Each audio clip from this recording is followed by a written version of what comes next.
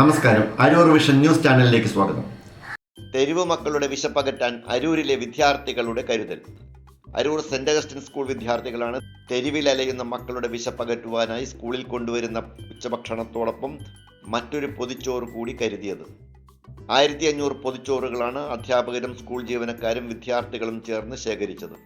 തെരുവിലലയുന്ന മക്കളുടെ വിശപ്പകറ്റാൻ പ്രയത്നിക്കുന്ന Kochi Sehion Preshitha Sangham president MX ജൂഡ്സന് പൊതിച്ചോറുകൾ school head master George Mathew കൈമാറ്റം ചെയ്തു.